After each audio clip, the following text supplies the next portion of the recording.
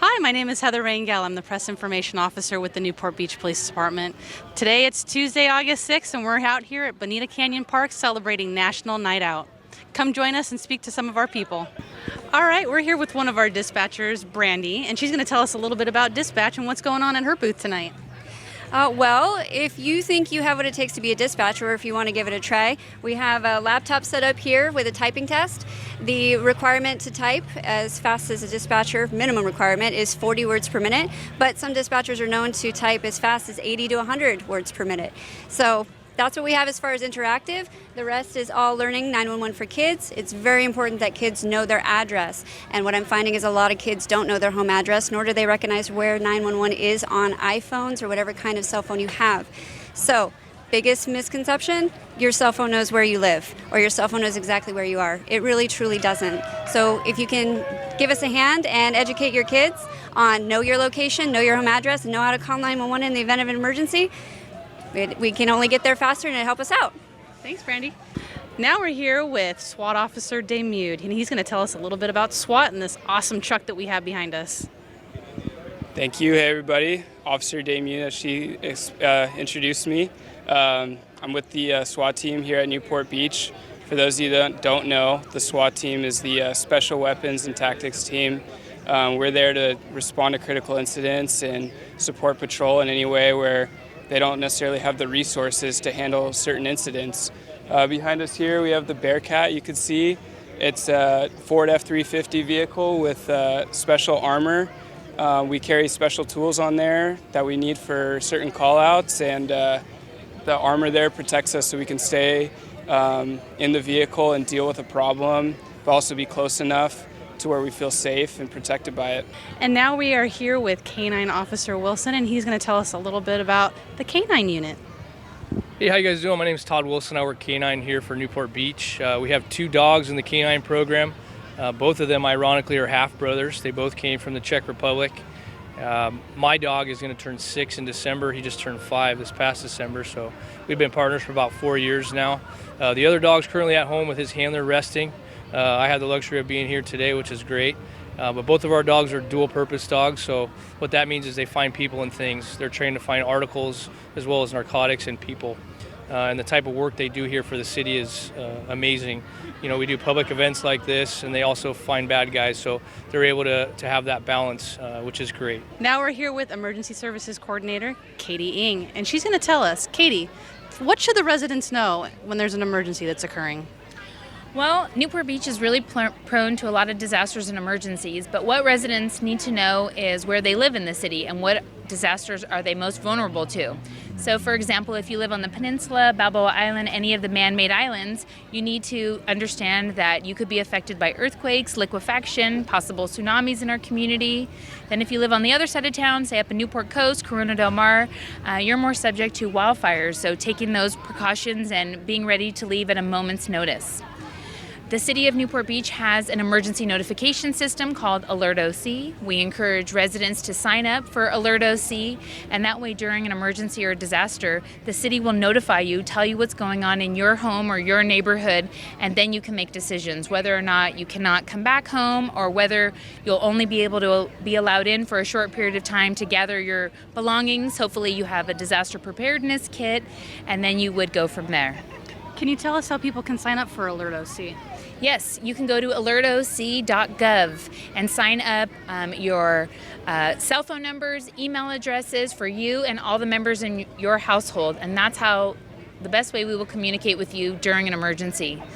What residents also should know is on our city's website, we have a ton of information about the different earthquake faults, flood inundation maps, tsunamis. There's a wealth of knowledge on our city's webpage that we really want to encourage residents to educate themselves on their community and what threats they face. We're here with Mounted Officer Graham, and he's going to tell us a little bit about the mounted unit and those wonderful horses that are right behind us. The horses that we have with us today are Huck and Dabo, and they're both quarter horses. We also have a mini horse, Diva, and she's not actually deployable, but she's out here for the kids to enjoy. There's 2 of us full-time officers on the mounted unit here in Newport, and there's 2 volunteers. All 4 of us will deploy throughout the city We have two different missions. As police officers on horseback, we patrol as would any other police officer. Say on a motorcycle or a bicycle, we just use horses. The two volunteers, they also deploy by themselves. They'll do boardwalk enforcement, safety enforcement. They'll also deploy at Fashion Island and be an extra set of eyes and ears there as well. We enjoy our mounted unit. This is our 7th year with the mounted unit and probably our 3rd year with volunteers as part of our team. They've always been part of our team actually, but as more of a support role until a few years ago when they started deploying on their own. We enjoy what we do. It's a secondary assignment, so we don't always get to ride the horses every day, but we do enjoy it when we are able to, and we also deploy throughout the county as part of a regional mounted enforcement unit here in Orange County. We're here with Parking Control Officer Morja, and he's going to tell us a little bit more about what it means to be a PCO in Newport Beach. Hi, we're ambassadors of the city, and you might see us out there enforcing street sweeping on a daily basis and taking common parking issue radio calls throughout the day. So everyone wants to know the biggest question. If the street sweeper has passed, can they park their car? So within the city of Newport Beach, once the street sweeper has passed and has cleaned the street, you can park your car behind him on the street. We're here with Animal Control Officer Cash. She's going to tell us a little bit more about the Newport Beach Animal Shelter. Hi, I'm Officer Cash, and the Newport Beach Animal Control officers run their own animal shelter, along with handling all of our field duties for the city. Our shelter started about 3 or 4 years ago, and I was brought on as the newest officer to assist with adding the shelter to the city. We are a full-service city, and we handle all of our domestic animals, wildlife, and anything else that is needed. The shelter is a high-quality shelter, which I love, and Can you tell us a little bit more about this beautiful cat that you're holding? oh, Sassy! We have Sassy and Luna here today at the event. Luna's over here. Sassy's available for adoption with her sister Luna. They are a bonded pair, so we brought them out together to show everybody. They're about 4.5 to 5 months old, and if you'd like to meet them, you can come to our shelter off of Riverside Drive. The address is 20302 Riverside Drive, City of Newport Beach, and you can learn more about the kittens and the other animals that we have at our shelter. Perfect. All right, we're going to start off with some questions for both of our motor officers, and we're going to start with Officer Hume.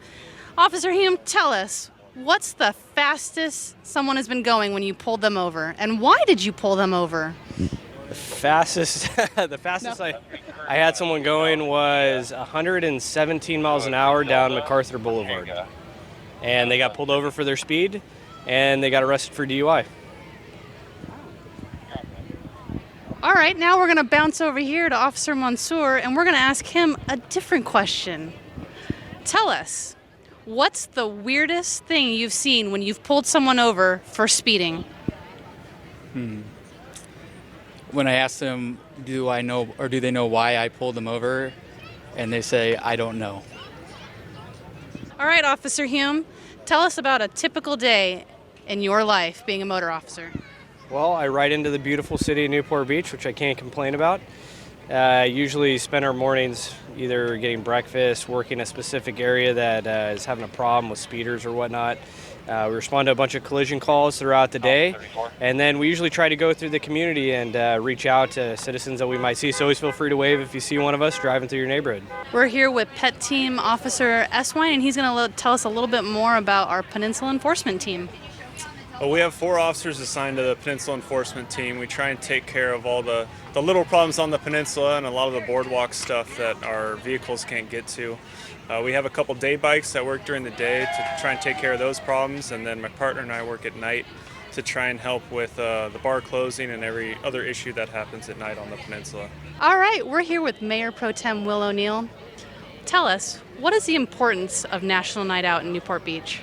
Well, it's a reminder that public safety is one of the most important aspects of our city government. And the best part about National Night Out is you can see we've got kids, we've got, hold that up, we've got balloon animals, we have face painting, we have our horses out. It's a night to come together as families to celebrate our police department. We're here now with Chief Lewis. Chief, can you tell us a little bit about why National Night Out is so important for Newport Beach?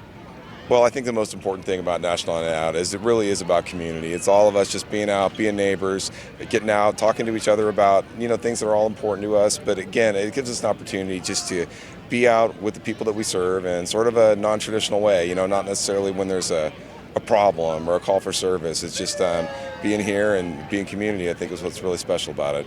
I hope you enjoyed getting to know all the people that work for the Newport Beach Police Department. It's National Night Out. If you weren't able to make it out with us this year, it's every year, the first Tuesday in August. Come join us next year, 2020. We hope to see you soon.